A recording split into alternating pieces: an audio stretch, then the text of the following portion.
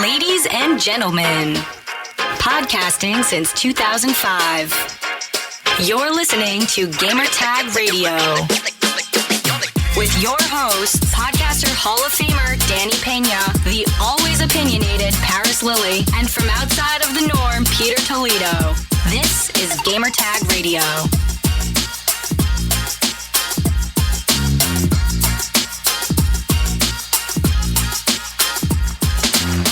And welcome to a brand new episode here of Gamer Tag Radio. This is your host, Danny, and also joining me this week, Paris. What's going on, Paris? Hey, good morning. How you doing? How's everyone doing that's watching and listening? Yeah, man. I'm good here. I've been attending New York Comic Con. Very interesting week on that. But not a lot of games. There's a couple of games here and there.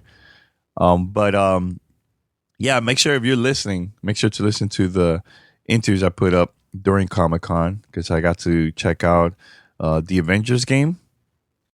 And I interviewed the developers. I got to meet Sandra Saad. She's the voice actress that she's in the game too as Miss Marvel.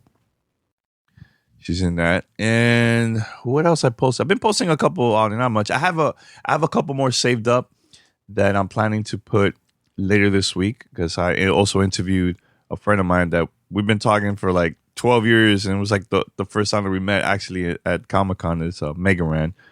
So I'm definitely going to be talking about that later this week. Send us your feedback or questions. Give us a call at 786-273-7GTR. Email us at fanmail@gamertagradio.com or leave a message on speakpipe.com/gamertagradio.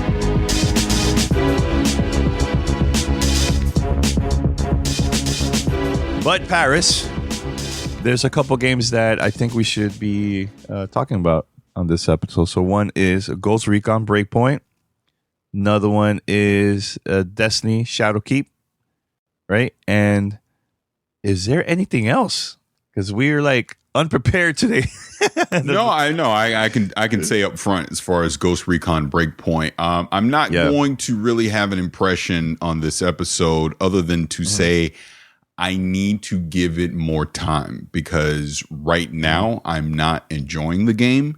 And I've had people tell me, no, you need to give it more time, blah, blah, blah. But and to be upfront, I feel I have a bad taste in my mouth about that game because my E3 experience with it wasn't that great. When I played the beta, it didn't really grab me that much. I just feel like Ghost Recon is trying to do way too many things at once.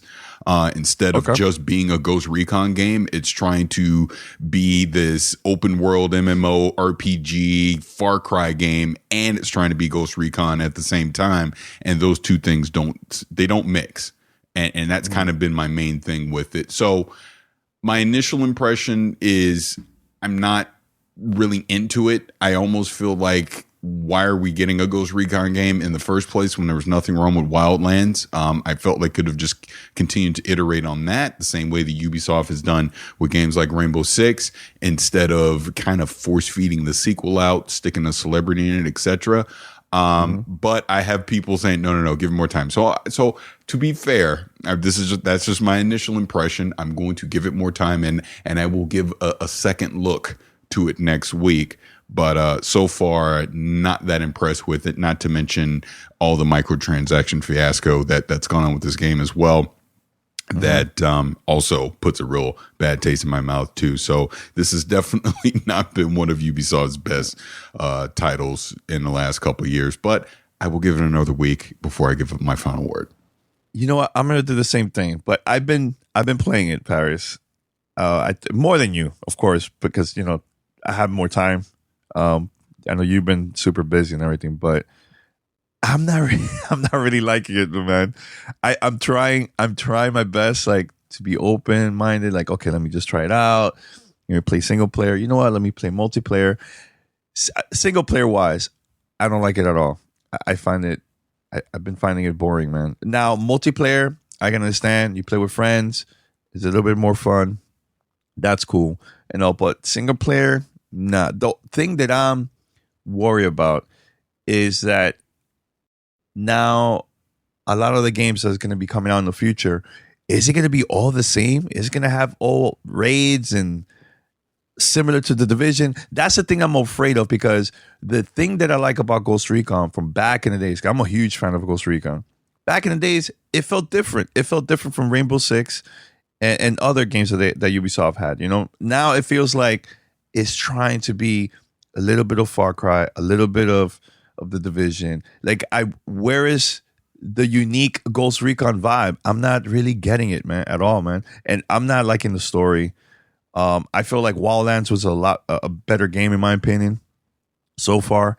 I don't know. I don't remember the last time I said this about a Ubisoft game like this, So I prefer Assassin's Creed, Far Cry, and The Division so far. Those games are like a lot of fun. But something about Ghost Recon, it felt rushed. It feels like like you said, they're trying to be all these games into one, and it's not really working out, man. Yeah, and again, that's why I want to give it more time. I want to get a little more in depth with the game. I do feel like an initial look of it has not been enough, and to be completely transparent, I have not synced a lot of hours into the game, so it is not fair to me to 100% judge the game right now. Mm-hmm. So I want to give it more time, but I will say, going by my impressions through the beta and just early on in this game, for me, Ghost Recon, I want it to be more of a tactical shooter versus, like I said, kind of the Far Cry element that they're sticking into it. Obviously, Wildlands with the open world and just the vehicle gameplay and all that, it launched rough, and then it really found a great spot along with some of the additional episodes and DLC that came down the road. And I felt Wildlands was a really good open world Ghost Recon. I felt like they found their niche with it. And this kind of breaks it a little. Like I've said from the get, why does Ghost Recon have a raid? We don't need a raid in Ghost Recon. And it goes back to what you're saying. Ubisoft is starting to make all of their games too close to being the same. I guess is the word I'm looking for. And I do worry about that with Breakpoint. But I'm gonna give you my conspiracy Steve on what Breakpoint is. Here's goes conspiracy Steve. Here's what I think. And I could be 1,000% wrong, but this is what I think. Okay. I think Watch Dogs was supposed to be the game this holiday. And I think they realized, let's say a year ago, we're not going to make it to holiday 2020. Or holiday 2019. We need more time. We need till spring 2020. All right. So that means Ubisoft would not have a game at all this holiday. So I think a year ago, they realized this and they hit the break glass in case of emergency. Go get John Bernthal and canceling the Punisher. Let's put him in this and let's just spin off Wildlands into just a whole nother game. We'll slap a raid on it, the whole thing. We'll get people excited with the marketing. We'll get, what's his face? And why am I not remembering the rapper's name? Lil Wayne. We'll get Lil Wayne to do some commercials and we'll just stick it out so we can meet the holiday. And here we are. And then Watch Dogs. I agree. Yeah. And Watch Dogs will come out in the spring. And then, all right, let's just go into next gen with the next gen Assassin's Creed and we'll just move on from there. That's what I think happened, personally. And I agree. I think I agree, man. I agree. I agree. Yeah. Because, look, like, don't get me wrong. Like, I have a lot of friends that are really enjoying this game. Playing it on the PC, playing it on console, they're playing almost every night. And I'm not saying don't buy this game. I'm just giving my opinion. Is it something that I see myself playing a lot in the future? No. Did I give it a chance? Yes. I'm gonna give it more time this week. I'm probably gonna be playing with my brother. He also has the game and everything, and I'm gonna give it a chance. But right now, I am not feeling it, and I'm trying my best. I'm trying to be fair, Paris. You know me. I'm not one of those that's always trashing a game. I'm not like that type of person. But if it's good, it's good. If it's not, I'll just say the truth, man. So, and we even have friends that work on this game, so we just keeping it real. Like, more power to them. Yeah, exactly. Just trying to be honest and transparent about my thoughts. I do not want anyone watching or listening to this to make their purchase decision on what we're discussing right now. We're just kind of having an open dialogue about our initial thoughts of the game. We'll give more time on it. We'll have a more definitive review in a week or so. It actually brings up another topic before we get into Destiny and all that kind of stuff. So, we got some feedback via Facebook where someone was not happy with our opinion on Borderlands 3, basically for this very reason, that he didn't feel we gave it enough time. Obviously he threw Destiny at me. Well, it's like Destiny. Why you like Destiny? Why don't you like this? But like I said in our initial thing of Borderlands, I can't get into that story, and I am fully aware Destiny has an atrocious story. I still don't know what happened in the Division. I'm still trying to figure that out. So I don't even, it's not that it has to have an amazing story, but maybe it's just my age and where I am in life. I can't do that kind of humor. It just really takes me out of it, and I don't want to slog through that. And for me, the loot system and the way everything works in Borderlands is just something that has never grabbed me. I've never been into Borderlands, so this is nothing against this particular game, and I understand that a lot of people are really digging Borderlands 3 and they're digging it and vibing it, and just everything about it's really good. I get it. But for me, it does not work, and it's not something I'm going to invest my time into. And that's the thing that, I tweeted about this yesterday. You have to understand, we're not always going to like the same things. Just because you love a game doesn't mean I am going to love the game, and vice versa. And it's okay. It's okay to have these varying opinions, because at the end of the day, it's just an opinion, man. That's it. My opinion is no more valid than anyone listening to this podcast right now or watching this on Twitch. We all have an opinion, and we all have a right to that opinion. And at the end of the day, it's your money. If you're spending $60 on a game, enjoy whatever the hell you want. Really, that's all it really comes down to. I fault no one for enjoying the game. Look, I'll take it way back. You know how Pete and I always give Danny a hard time for Sunset Overdrive, because Danny loves Sunset Overdrive, right? But you know what? That's okay. He can love Sunset Overdrive, and that's just friends ribbing each other. But never would I be serious about, well, Danny, why do you like that game? That game's terrible. I don't like it, but that's fine. I'm glad that Danny likes it. I'm glad that Sunset Overdrive has a cult following, so much so that people are writing petitions to PlayStation now, since they own Insomniac, to please make a sequel, when the PlayStation 5 comes out. That's fine. Same with Ghost Recon Breakpoint.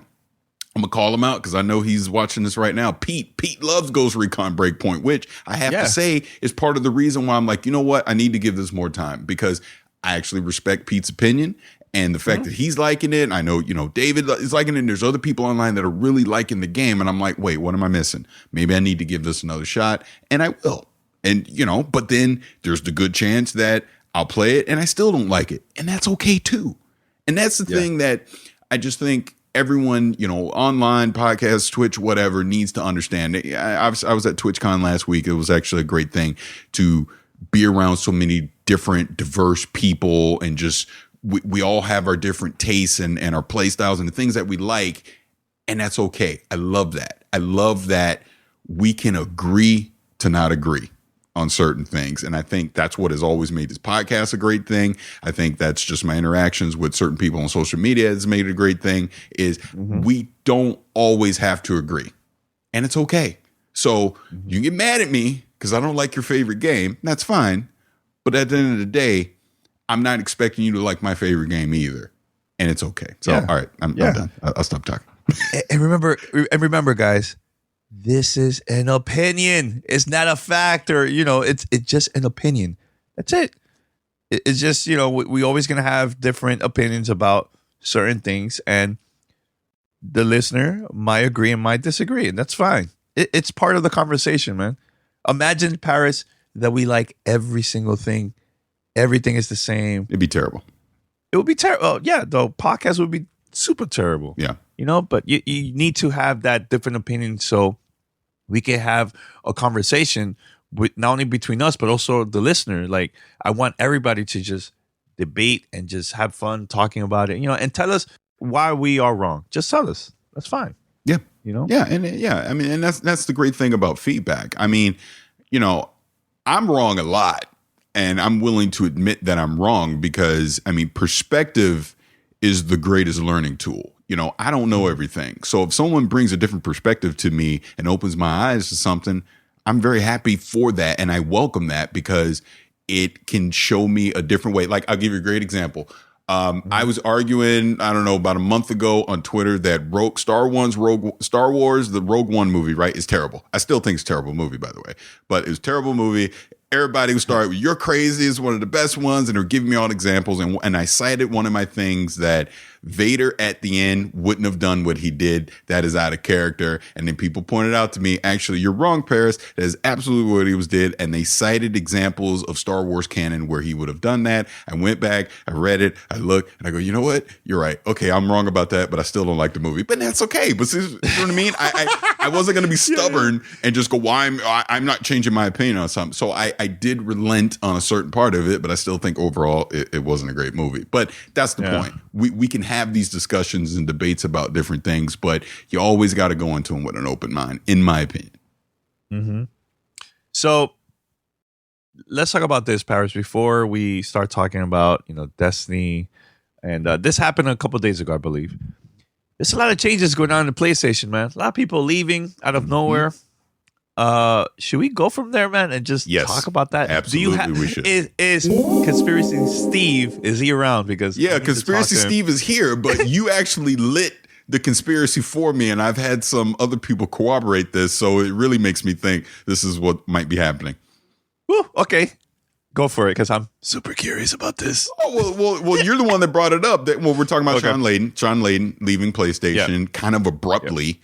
To where there wasn't even like official, press release. It was just kind of a cobbled thing together, put on social media. And I think they have something official now. I can't remember, but it wasn't anything bad. It seemed like, hey, wishing you good luck where, you go kind of thing. So I don't think anything nefarious happened within the company where he all of a sudden had to exit. And again, Danny, I give you the credit on this because you said to me that you think he abruptly resigned because maybe he took a position with someone like Google, like with Stadia, as an example. Like maybe Google backed up the Brinks truck and we're like, we're going to offer you all this, come run Stadia for us. And he agreed. And obviously, if he's going to the competitor like that, he can't stick around at PlayStation for too long. So he just abruptly resigned and he's leaving. But it's on good terms.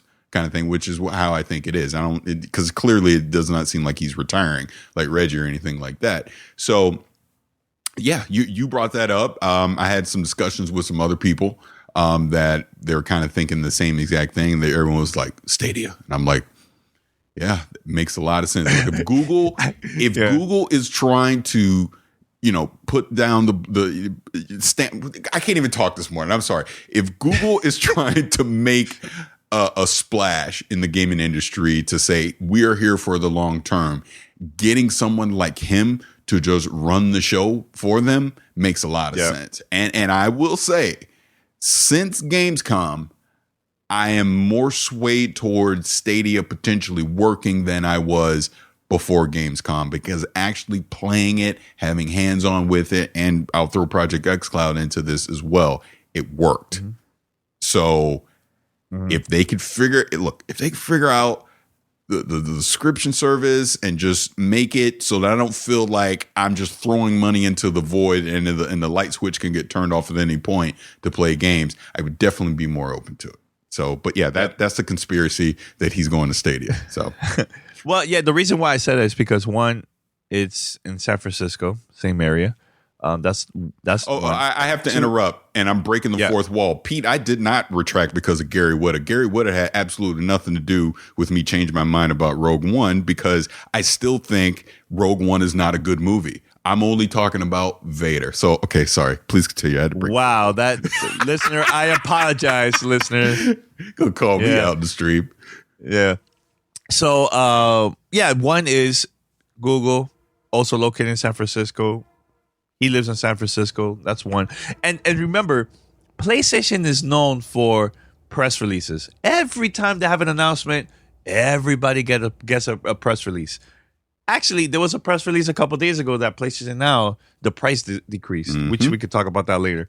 But PlayStation is known to send press releases. When was the last time you seen PlayStation just saying goodbye to someone that used to work at the company on Twitter, and that's it? You don't. You don't. That's what I mean. So this was very abrupt that it happened. Very weird. And supposedly there's other execs, I think, from other regions that also left out of nowhere too. I think in Asia, I don't know where, but I just find it weird that there's a lot of major changes coming for PlayStation. Now, for those that are excited for PlayStation 5, Paris, should they be worried about the changes, not only within the company, but maybe it will affect the console too? Like what is your theory about that? I don't think so. I don't think this affects PlayStation at all, PlayStation 5 at all. I think that plan, that roadmap has probably been in place for a while. Obviously, they already know the specs of the machine. They know exactly what they're going to do in the games that are be coming out probably in the first couple of years of the life of the PlayStation 5 are already in development. So I think it's fine. Obviously, from a leadership standpoint, you don't want to lose someone, for your senior leadership like him. But, it happens. It happens in corporations every day. So, they'll find a replacement for him and they'll just keep it moving. Again, and I've been saying this for a while, Sony is still the leader. They've done nothing to change that. Everything that they're doing has been fine. Nothing has raised a red flag like, what is PlayStation doing? They're in trouble. As far as the PlayStation 5 goes and their potential launch lineup, I think they're going to be fine. Okay. But I just wanted to talk about that. If for those who are listening, please let us know your thoughts about it. Just send us an email, fanmail@gamertagradio.com, or hit us up. speakpipe.com/gamertagradio. Paris, what are you going to say? Now, I will say with the, you brought up PlayStation Now and the price drop. Smart move by them. It was needed because at that current price, I still felt no reason to want to invest into that. And now this is a lot more reasonable. This makes it $9.99 now? Is that what it is? Yep. Yeah. Yep. For monthly. Yeah. Yeah. Makes like Xbox. It makes a lot more sense. You can get some up-to-date PlayStation 4 games on there as well. Obviously, back catalog stuff. Yeah, makes a lot more sense. So as we move into this cloud gaming, because it is eventually going to be a thing, that is 100% happening.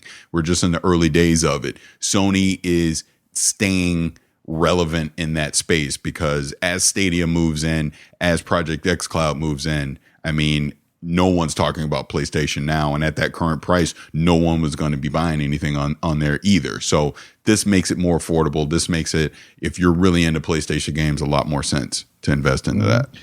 And they just added, the company just added a couple more games to PlayStation Now. So it's God of War, Grand Theft Auto 5, Infamous Second Son, which I like that game a lot, and Uncharted 4. Yeah, that's what I mean. Those are the games that quality titles, really good games. If you've not played them before, if you've not been in a PlayStation ecosystem, and you want to do the cloud thing, those are definitely some good games to start off with. Now, I want to transition from that before we get into all the Destiny stuff. I want to transition from that and talk about another big thing that came out, and I'm just going to pat myself on the back, and I'm going to do a virtual high five to Pete, and that Rockstar has announced that Red Dead Redemption 2 is coming to PC. Is it November 3rd? Is that the date? Something like that. I know it's early November, but either way, Red Dead Redemption 2 is coming to PC. I held out. I win. I'm doing the Walter White emoji. I won because I didn't get it on Xbox or PlayStation because I knew they were going to come out with a PC version a year after, and that's exactly what they did. I'm in. Now I can go get Red Dead and play Red Dead, so I'm excited about that. What are your thoughts? Same as the same as usual. I'm like whatever about the game. I don't know, but it's exciting. I think that the PC community are gonna come up with some crazy stuff like the mods. Oh yeah, oof, it's gonna be amazing. Oh, yeah. That's the best thing about having that game on PC. Because man, I'm always checking out like videos that people have been posting on Twitter and different places like YouTube and all that. And you'll see some crazy stuff in there, man. So there's a lot of videos like that for the last Grand Theft Auto game that came out. So it's cool. I think it's great. Yeah, and I haven't seen anything official that it's going to do support RTX, but I noticed that NVIDIA was very quick to like the fact that it was coming to PC. So it makes me wonder if they're going to partner up and do anything on that. Obviously, the fact that it's come a year after the console versions, a lot of the bugs and issues have already been, resolved. I know, they've obviously already had Red Dead Online out. So this is going to be the quote unquote definitive version of Red Dead 2, which will come to PC, not to mention that it's going to be mouse and keyboard. So control, the controls have been a big issue with it. Just looking at the feedback over the last year, a lot of that's going to be mitigated on PC because you do mouse and keyboard. So that's good as well. I'm excited for it. Again, it's a game that I knew I wanted to play, but I knew there was a PC version coming. I'm like, if I can just hold out, it's going to make a lot more sense for me to pick it up on PC. And now I can, but I do find it interesting. So you can pre-order it now. You can get it through the Rockstar Game Store or whatever. It's going to be on the Epic Game Store, and they're holding it back from Steam until December. So there's like a month exclusivity thing there where it won't be on Steam until December. So I laugh at that. So look, I'm be honest with you right now. If I get it to review, I play whatever the hell I want, right? Wherever they tell me if I get it for review. But if I don't get it for review, then I'm just buying it on Steam. I'll wait till December. I waited this long. Might as well just get it on Steam. So that's what my plan is to do. But I'm excited for it. I'm really looking forward to it. I know a lot of people really loved it, said just the story was fantastic on it. And obviously, there's just been so many things to play over the past year. I've been able to hold off, but it'll definitely be an end of the year purchase for me, and something I look forward over the holiday break to definitely jump into and play. So excited for it. So one more thing, Paris, before we talk about Destiny, that exclusive feature, I think it's like a mode that's available only for Call of Duty for PlayStation owners. Yeah, I forgot about that. Yeah. I'm not a big fan of that, but I just want to get your thoughts about what's the name of the mode? I just can't remember top of the head. It was like a Spec Ops mode, and there was like a survival mode in it. So to be clear, Spec Ops will be available on Xbox and PC, but it's the survival mode inside that mode, which will be exclusive to PlayStation for a year. So I'm of two minds of it, because I try to look at both sides from a business standpoint and obviously from me as a gamer standpoint. The gamer in me does not like this because I don't like exclusive anything, but it is a small sliver inside of a mode that is being held exclusive. But it's unacceptable because with Call of Duty is an annual title, right? So the fact that you're holding it a year, by the time anyone on Xbox or PC will get a chance to play it, we've already moved on to next gen Call of Duty on Scarlet and PlayStation 5 and on the PC. So no one's playing it on those modes because we're already going to move on. So that's the unfortunate thing about that. And it's unfortunate that, look, Infinity Ward and Activision can say whatever they want. Hey, it's only a certain percentage of the game. It's not that big of a deal. It is a big deal because it is a marketing incentive to get people to purchase it on PlayStation. That is the whole point of it. So if I don't have a PlayStation, I don't get to play that mode for all intents and purposes. Like I said before, by the time it comes out, we've already moved on. So I don't like that as a gamer at all. I think it's terrible for the industry that we continue to see these things.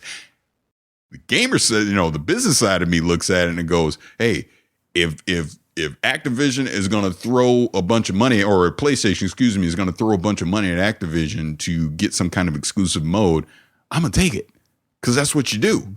Of course they are. Just, it's my same argument with the Epic Store and all that. If Epic's going to come at me and back up the Brinks truck to get some exclusive window, which clearly they've done with Rockstar for Red Dead 2 for a month window, they're going to take it. Because that's what businesses do. They're in this to make money.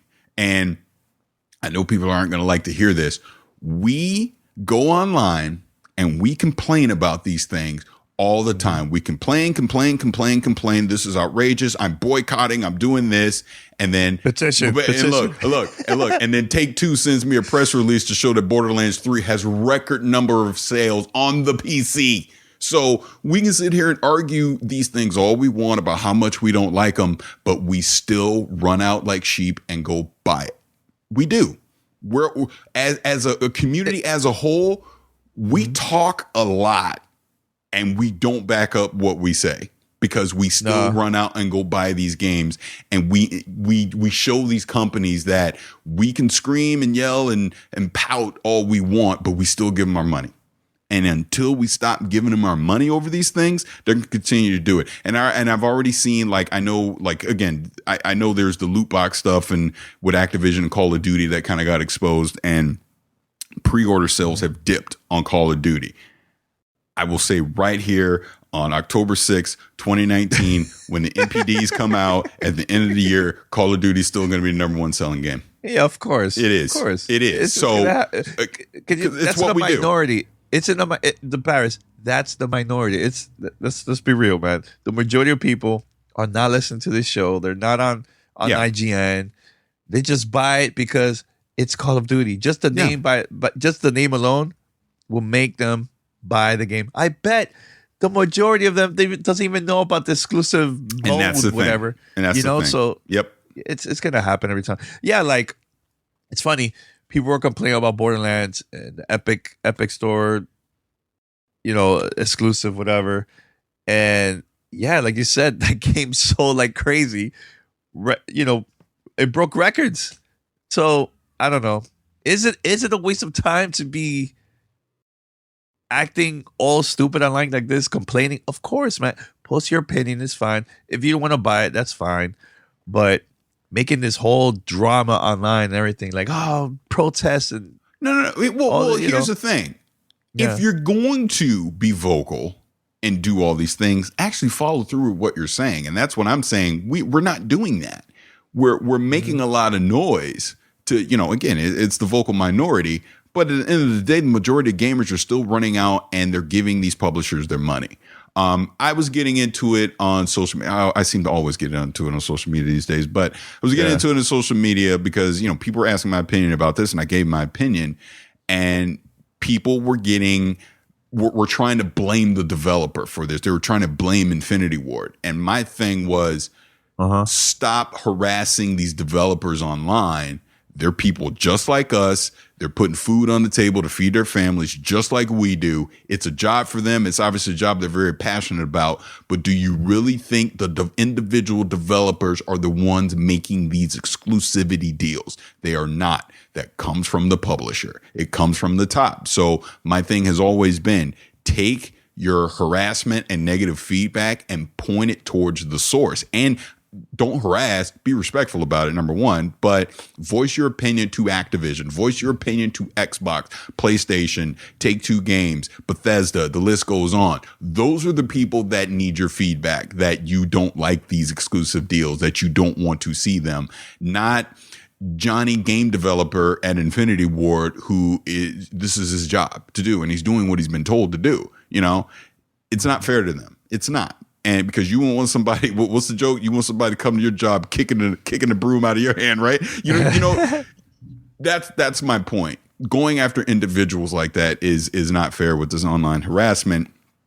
Point it towards the publisher. But like I said, we talk about this stuff every year because every year there's an exclusive deal, and every year everyone gets outraged. But then when it comes down to voting with your wallet, you don't do it. And until they do, they're going to continue to do this. So let's talk about Destiny, Shadowkeep. So a team already completed the raid already? Yep. World's first was done in 6.5 hours. And I apologize because I don't want to butcher the name because I want to say Anarchy, but I don't think that's it. So there was a world's first, took 6.5 hours. There was a second team that came in 2 minutes later. A lot of people are being able to clear it right now. From what I've been seeing, because I've been trying to not spoil it for myself too much, but that last boss is a mofo. Just really? Damn. Yeah. But that's cool. Hey, shout out to Marco Style, because Marco was big in the Division, and he left and really got into Destiny over the summer. And I'm pretty sure he got close to doing world's first. He didn't get it, but his team actually was pretty close. So, shout out to those guys, man. Coming from one game over to the other. Yeah. Okay. All right, cool. So, Paris, I know you've been playing the game. Not a lot, but You have a couple hours there, right? Actually, I have, relatively speaking, because I knew I wasn't going to do worlds first, so I didn't just blindly grind my eyeballs out. But I think I've played about 30 hours. Okay, all right. Yeah, let's go. Yeah, impressions, man. Tell us, man, your thoughts. I mean, I'm really enjoying it, and it's not for the reasons that, because I talk about this on Twitter. It's not for the reasons that you may think, because on the surface, it's just more Destiny. Hey, more Destiny, go do some quests, do this, shoot the bad guys, subpar story, rinse and repeat, right? I mean, that's just been Destiny the past 5 years. But it's the systems that they are laying in place under the hood that have me excited. Just the things with Armor 2.0 that they're doing, the artifact, actually even the season pass, which I was very skeptical of coming in, but the way that everything now is XP based, like I said, for leveling up that season pass, for leveling up your artifact, it's good. It feels good because they're basically telling you, just go play the game. Go play the game and you will advance in the game. The more you play the game, the more you level up, the more you can unlock in the artifact, which gives you mods that only work for that season, which is kind of an experimental thing. And then you have your permanent mods where you have different vendors and, again, just playing the game, they'll drop naturally, by doing certain activities is good. I'm still early days in it. I think my Titan is like 915 or something like that, leveling wise. So I've not really dabbled too much in the Armor 2.0, but I've taken a look at it to kind of see how it works. And I dig it. I can see once I get to max level and I really start trying to lock down my character, like, okay, here are the various builds that I want to do. There's going to be a lot of tinkering that I mean, I could just spend hours doing, trying to figure out what the best build, what the best mods that go with certain things, with certain weapons and things like that. So that has me very excited. The way that they've rolled out Shadowkeep and Season of the Undying so far. Again, the story, look, again, for people that get mad at me about not liking Borderlands and all that, Destiny's story is not good. It still isn't, but I won't spoil it. There's something that happens at the end of the game which should get lore people, shout out to Bife, who, by the way, put out like this, 3-4 hour epic story of Destiny on YouTube last week. It was amazing for people that want to go check out My Name is Bife. Just him and his entire team that put that together was amazing. But anyways, back to the point. They're definitely setting up some stuff for the future story wise. And this is clearly going to be an ongoing story that didn't just end here with Shadowkeep. It's going to play out through the entire year, through the various seasons, which is pretty cool. They also, now that the raid happened, now that Season Undying has kicked off, we had Vex Invasions that's happening. There's some various quests that kicked off. Matter of fact, right before we started recording, I just picked up one exotic quest that ties into the raid. So there's a lot of things to do. I'm also very happy to see how they've changed the power progression in there. They've set it up now that there's various tiers of power that you can get. It's spelled out a lot better on what you can go chase to level up your characters. So that's good too. Overall, like I said, this feels like, they obviously broke from Activision at the beginning of the year. And this is the first Bungie Destiny that we're getting. And it's like, all right, let's just go ahead. Let's just set the foundation for what we want to do the next 5 years with Destiny. And also the difficulty level. This is not an easy game anymore. I mean, there's obviously, there's the free to play tier that's come in and they're introducing all these people into Destiny now, but they're not making Destiny for the casual audience. It's kind of jump in. We're giving you difficult, challenging things to do. And this is what our audience has told us they've wanted over the past 5 years. So that makes me happy as well, because this is what I've wanted. I don't want an easy game. I don't need them to hold my hand. Give me something that's going to challenge me. So I'm also seeing that being implemented as well, which is really good. So overall, I'm going to have a video up on YouTube here during the week. Well, I'll go a little more in depth with all this stuff, but I'm very excited for it. This is becoming the Destiny that I want. Also going back to the moon, it's just the nostalgia trip of that has been very cool, because it's like we are coming back to a space that we first went to 5 years ago. Like, I still remember being in the beta when they unlocked the moon and we got to run around for a few minutes. I was with Mandy, as a matter of fact. We were running around the moon, exploring and wondering, what everything was going to be. So coming back 5 years later to the moon has been really cool. And there's even a particular quest where it tells you to go to a certain area, I remembered off the top of my head exactly how to get there from playing it in Destiny 1, and it was still the same exact route. So that was cool as well. Just little things like that. Definitely nostalgia trip. And with the nightmare hunts that you have, bringing in the old bosses, like I almost had some PTSD when it was Skolas, because I just remember the struggle bus with that back in 2015. And, it's good. It's a game that we've been playing for 5 years that is starting to mature. Let's put it that way, where you're starting to see Bungie and the community with our feedback basically work together to like, okay, here's what we like, here's what we don't like. Let's turn this game into something that we both can agree that we can enjoy. And that's what Shadowkeep is, in my opinion. So really digging it. It's something that, yes, I will be investing a lot of hours into. I see no reason why I wouldn't. And yeah, I'm probably going to try and do the raid next week. So that'll be fun. Yeah. Yeah. I was going to ask you about that, when you're going to play it, but I guess you already answered there. So that's cool, man. That's good. Good. Now, Paris, before we wrap it up, I definitely want to bring up two things. One is you're right about Disintegration. That game is a lot of fun, man. A lot of fun. I went there, open minded. I'm like, you know what? Let's see what happens. I'm going to play the game. There was two options for me, PC, controller. Of course, I went for the controller. But I picked up the game right away, and it was like an easy game to understand. At first, when they were explaining it to me during the presentation, I was like, oh, man, this sounds like it's a lot. But it is not, man. Once you start playing it, you get into the flow of things. It's easy to pick up, and I just love the concept of you play first person, but you also control the units using the RB left bumper also. And we played multiplayer. That's the same one that you played, right? The multiplayer? Yes, yeah, play multiplayer. Yeah. So there was not a lot of details about the single player campaign, but they're probably going to start talking about that next year. But yeah, we went to the Take-Two office, and we were there for 2 hours or so. And we got some hands-on. It's a lot of fun, man. Really cool. And I even, during the interview, go back and listen to it if you guys haven't.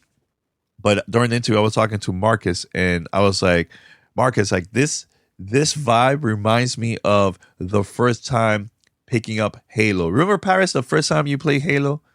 The first time that it was like, oh man, using 2 analog sticks? Wow.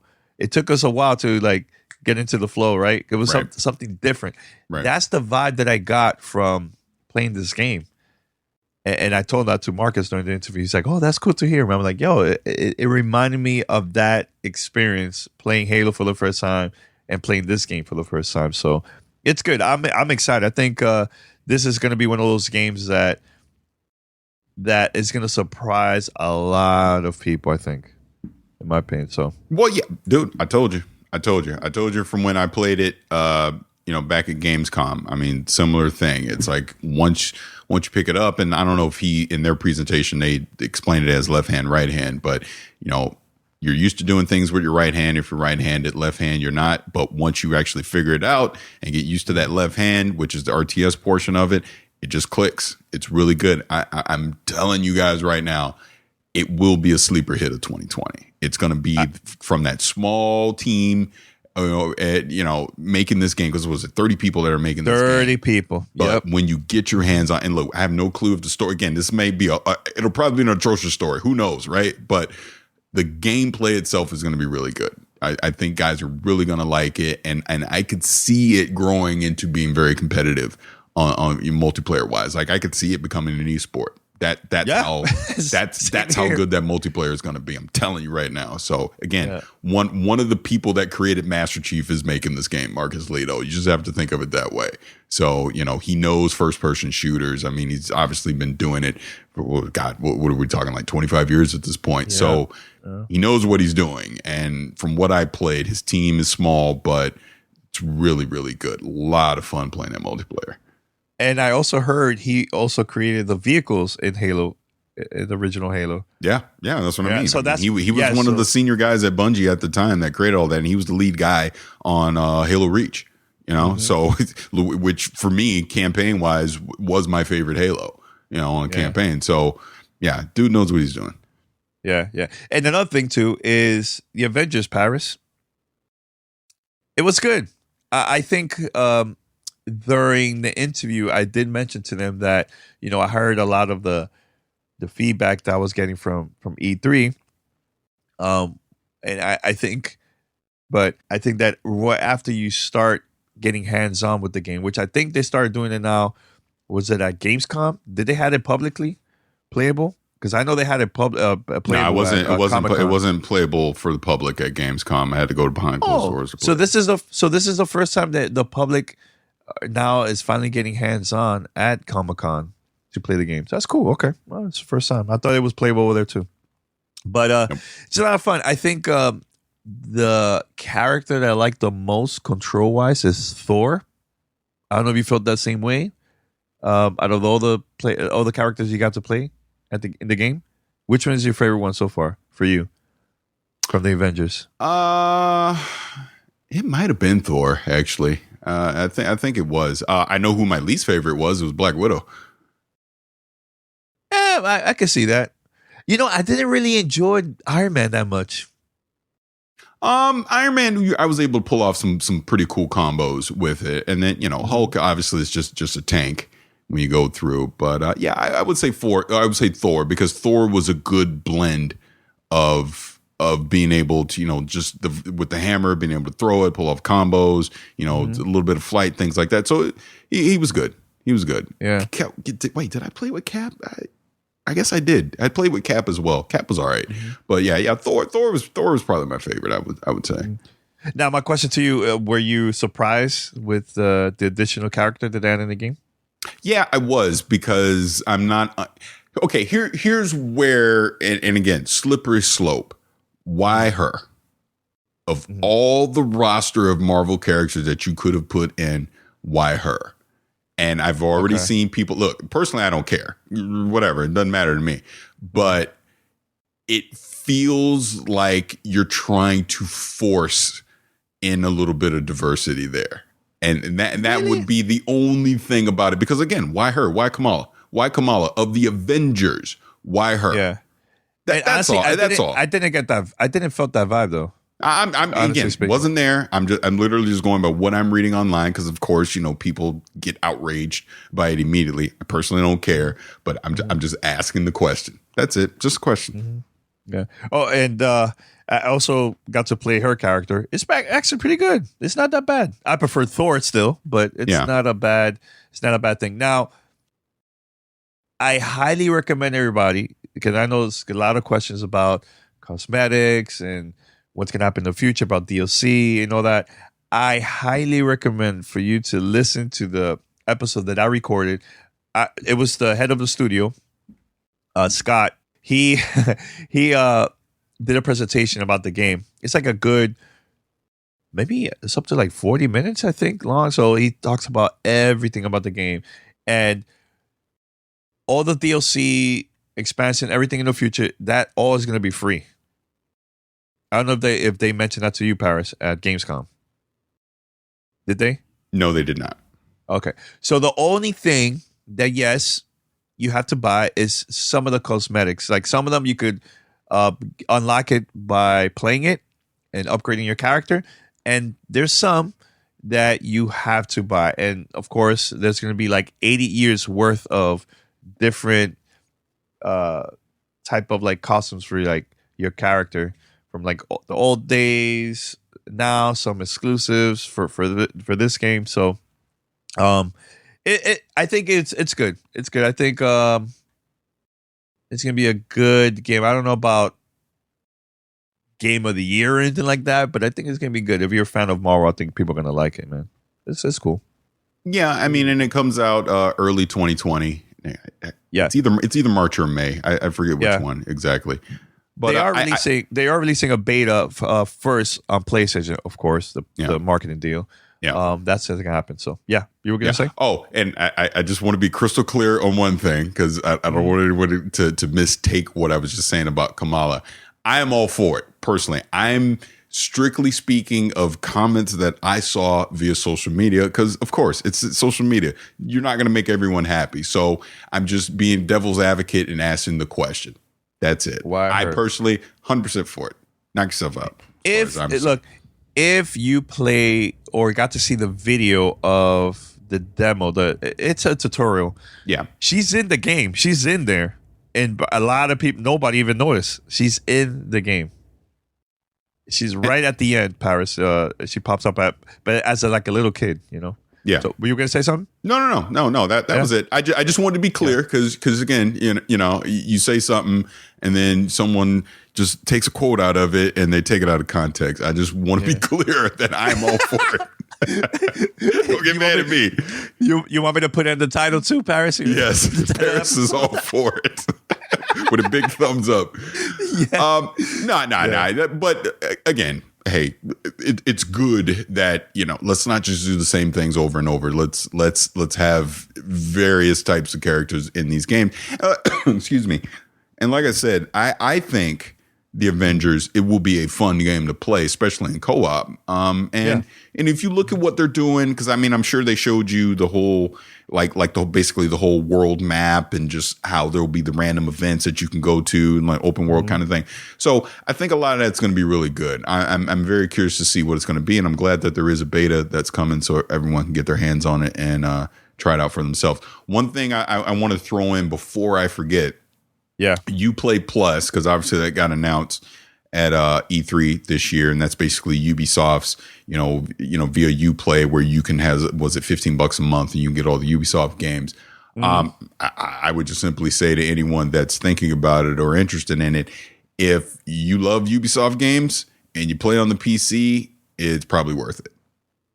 If you're not really into Ubisoft games, then I would be skeptical of picking it up. I mean, it's pretty that simple. Yeah, it all depends on the library, the amount of stuff that they have there. You know, just that. And I think, I mean, right now it's only available for the PC, but I think hopefully next gen, maybe Ubisoft will add that for the next Xbox. Yeah, and that's you know? And that's what needs to happen for if you really want to get adoption for it. If Ubisoft can bring Uplay Plus to console as well, then I mean, yeah, that would make a lot more sense. I mean, again, I mean, look at what Xbox is doing with Game Pass. The fact that for $15 a month, PC or console, you can play all their games. That's what Ubisoft and EA both need to do as well. Mm-hmm. Now, my question to you about that is, because I know we got to put up in a few, but there's a lot of subscription services now, not only for movies and TV shows, but now for games. Yeah. Is that a good thing? No, it's too many, because you're going to wind up where you think you're saving, you're going to wind up spending, you know, the same amount anyways. And again, I'm speaking in a perfect world, which we know is not going to happen. In a perfect world, there would be like just one subscription service and you get everything. We know that's not going to happen. So it really just comes down to, like I was saying before, with Uplay Plus, you get the subscriptions to the services where you know you're going to play the most games on, right? Because I don't think anybody can afford to get all of them, because there's just too many. But like Game Pass, that's one I know I would invest into. Ironically, let's take us out of the equation of getting review copies of things, right? Mm-hmm. If I weren't getting review copies of games, I would definitely still get Game Pass. I probably wouldn't get EA's. I don't play enough EA games. Yeah. Uplay I would probably get, because I play enough Ubisoft games that it would probably be worth the investment for me. Mm-hmm.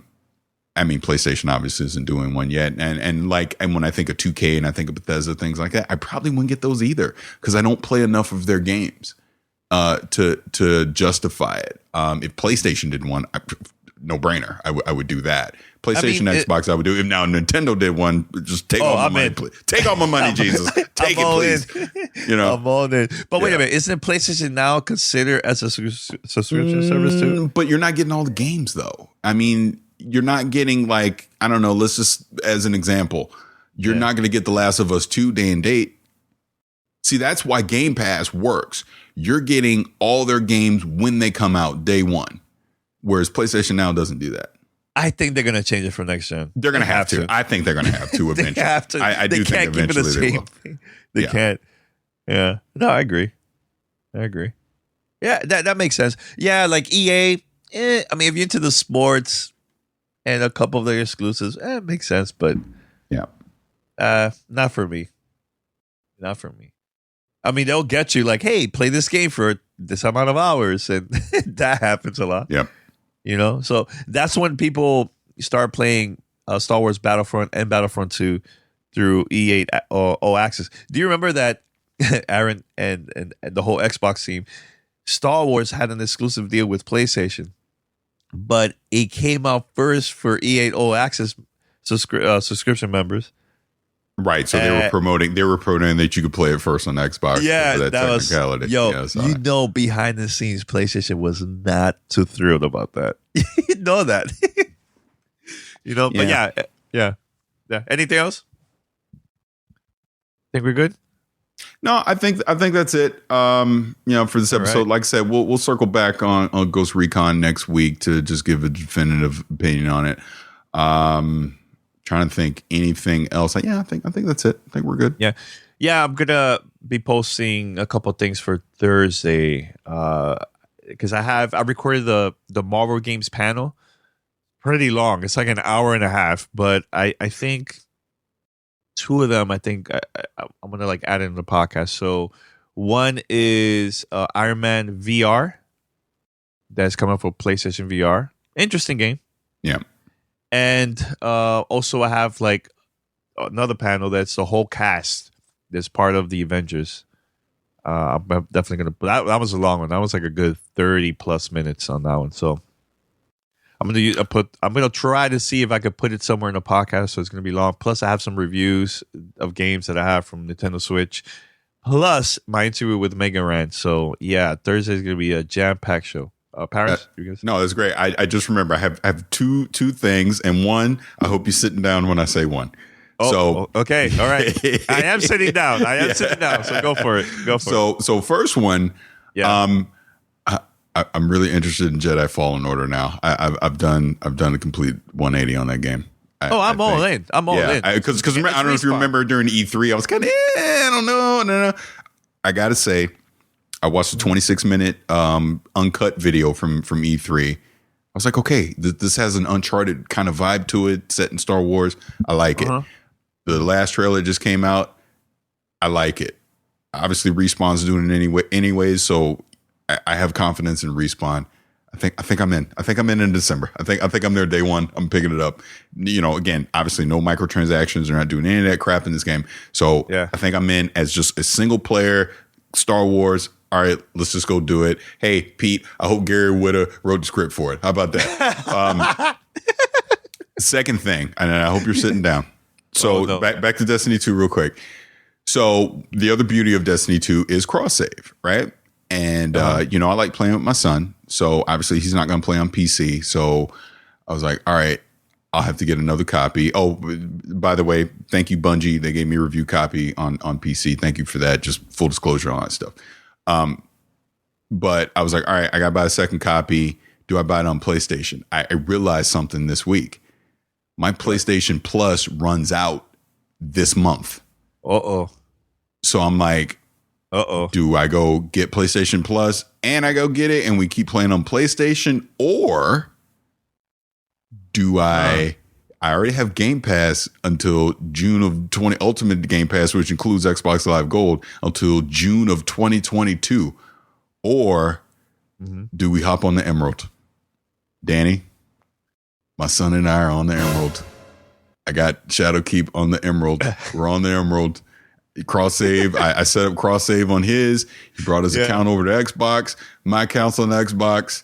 I fired it up Friday night. I haven't actually played yet, but I will. And he's been playing, but I haven't played on Xbox yet. But yes, I will be playing Destiny on Xbox. That will happen. It's gonna happen. You will see me online on Xbox playing Destiny. I'm back. I'm back home. I'm back on the Xbox.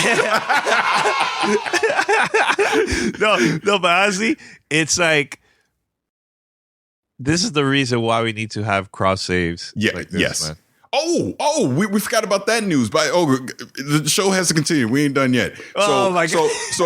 So not only that, like I said, I'm gonna be on Xbox and all that. That's great, and I love the cross save stuff. But remember, Sony also came out this week and officially said floodgates are open for crossplay. Any developer that wants to do crossplay on PlayStation, you can do it. We're open to it. Xbox obviously has already said they're willing to do it with any title as well. So, excuse me, I'm not expecting it this gen, but going into Scarlet and PlayStation 5, no excuses. There's no excuses for crossplay anymore. Everyone should be doing it. Obviously, Call of Duty is going to be doing it here in a week or so, but crossplay is officially a thing now on consoles. Any developer who wants to do it can do it. So I just think moving forward, that's what we're going to see. Yeah, that's good. Well, Paris, welcome back. Yeah, I'm back. We missed Paris. That's good. Nah, but I think Sony tried to choke me out. But real quick on that again. Yeah. So, because I said it on social media and people are like, are you getting rid of your PlayStation? Hell no, I ain't getting rid of my PlayStation. Again, the thing that I realized was, and the reason I'm not going to renew PlayStation Plus is the only online game I played on PlayStation was Destiny. That was it over these past 5 years. I wasn't playing any other PlayStation game. I played Spider-Man, God of War, Uncharted 4, whatever the case, all single player games. Obviously just their great library of games. So like The Last of Us 2, when that comes out, single player game. I don't care. And they've already said they're not doing multiplayer on that, which again, people got outraged about, but I guess there is this cult following for The Last of Us multiplayer, but I don't need PlayStation Plus for that. When PlayStation 5 comes out, let's just say as an example, Horizon Zero Dawn 2 is a launch game, single player game. Again, I don't need PlayStation Plus. So yeah, for the foreseeable future, I see no reason to have PlayStation Plus because I just simply don't play online games on PlayStation, and Destiny was the only one that I was doing. Like even Call of Duty, I'll be getting that on PC. I'm not going to get it on PlayStation. So, and we have crossplay now, so I can still play with all my friends on there. So I don't need to be on PlayStation to play Call of Duty. Yeah, so there you go. I agree, and you save money, man. That's how I see it. Yeah. You're saving money, so it's all good. All right, so we're gonna wrap it up here. Head over to gamertagradio.com. Listen to our past episodes. Make sure to stream or download the content I uploaded during New York Comic Con. There's some great content there. Make sure to check it out and let me know what you think. If you find us on any podcast app, just search for Gamertag Radio, subscribe or follow us. Again, share that. Your friends, family, let everybody know about GTR. All right. And if you want to be part of fan mail, remember to email us, fanmail@gamertagradio.com. Send us your feedback or questions. Give us a call at 786-273-7GTR. Email us at fanmail@gamertagradio.com or leave a message on speakpipe.com/gamertagradio. All right, Paris. Anything else? I think we're good. All right, we're good. All right, so stay tuned, guys. Thursday, we're going to have a jam-packed show. I have a lot of stuff I'm going to be putting in there. So be on the lookout for that. Thank you for listening. Until next time, we're out. Peace.